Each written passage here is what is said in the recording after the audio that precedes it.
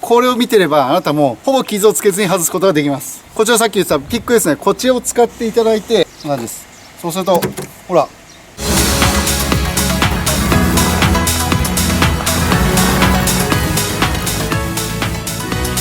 整備士重信。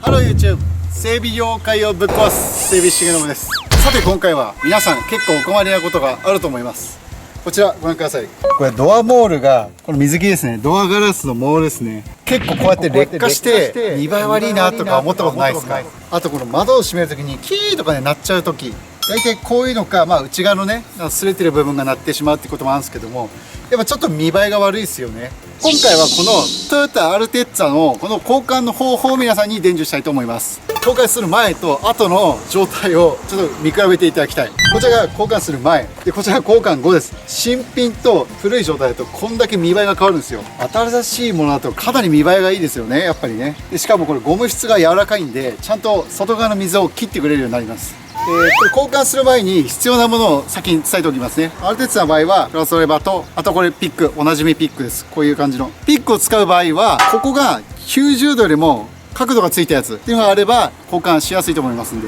それでは実際にやってみましょう。新品なんですけども、これをですね後ろ側を見ていただくとこういう形状になってますね。こんな感じですね。こちらがなんか布地っぽい感じ、なんかベロ味みたいな感じになってて、でここにネジ穴みたいなのがあるんですよ。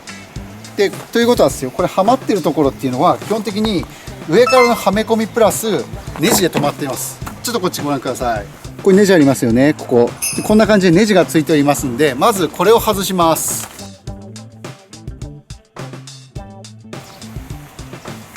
はい、こんな感じの小さいドリルネジですね。でこれ外したらなくさないようにドアポケットかなんか入れておいてください。はい、で続いて一番難関、これね試した方は分かると思うんですけど、めちゃくちゃ外すの難しいって思うじゃないですか。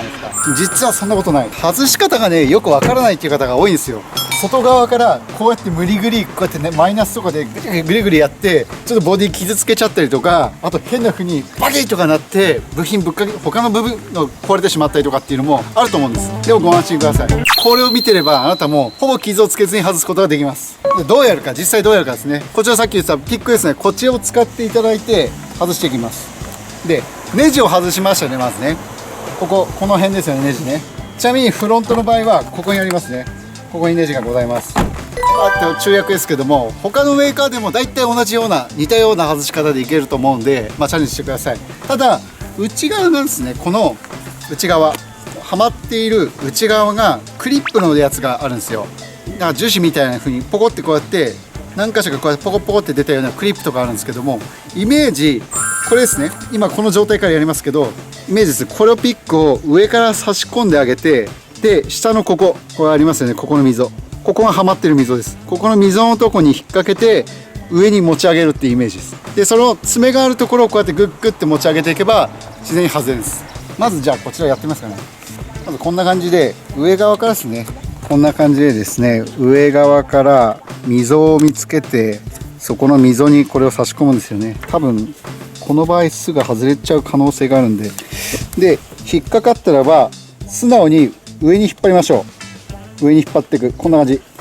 隙間空きましたね。そしたらですね、ここから、ちょっと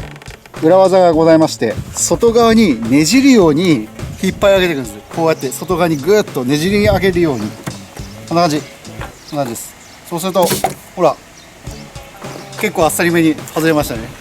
こんな感じで、実はこれ今まですごいだから傷つけながらとかぶっかきながらとかしながら外していたものが結構スムーズにこうやって外れますんで、ぜひそういうところ注意してやってみてください。裏技です。本当にこうやってねじりながらやることで爪が浮いて外れやすくなるって感じです。はい、続いて最後にですね、こちらですね、はめ込んでいくだけなんですけども、ここら辺汚れていったら一回清掃しましょう。でこれ清掃した後なんですけども、ちゃんとはまる溝を確認して、ここですね、はまる溝、ここですね、ここのはまる溝を確認していただいて、あと場所ですね。ここネジ止めされてましたよね。ネジ止めの位置をだいたい大方合わせておいて、ではまる溝も確認しながら、場所この辺かなっていうのを見て、ここからですね上に乗せただけだとこれじゃ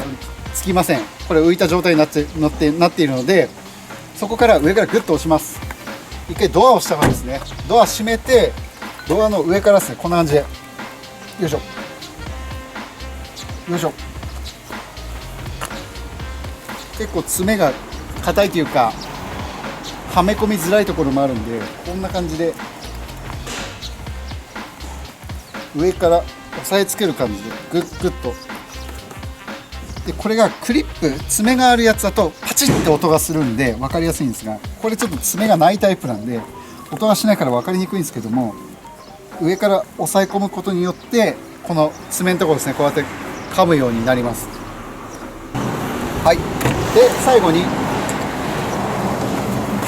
これで押さえつけて、あとはつまんで引っ張って上に持ち上がらなければ大丈夫です。じゃあ最後にこの外したこのドリルネジですね、これをつけていきます。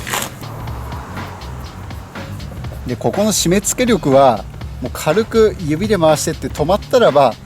ちょっと5度ぐらいグッて増し締めするぐらいで大丈夫なので、最後に窓を開けて確認しましょ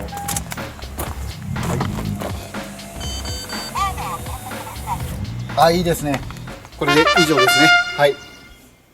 はい、今回はこれで以上です。外したものと見比べてもやっぱり見栄えが全然違いますよね。だから自分の車をやっぱ大切にしたいという方はこういう細かいものでもね、なんか交換すればもっと愛着が湧くんじゃないのかなと思います。で今回これアルテッツァの値段なんですけども、大体このウィンドモールみたいなやつはドアガラスモールは大体1本 4,5 千円ぐらいです、イメージ。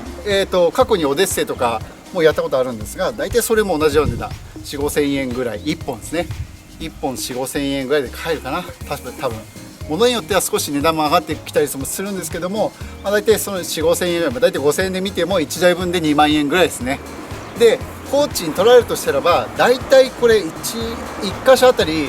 3,000円4,000円ぐらいかかるかもしれないですね、もしかすると。今回これで外れたんですけど、窓ガラスがぴったりしすぎてるやつだと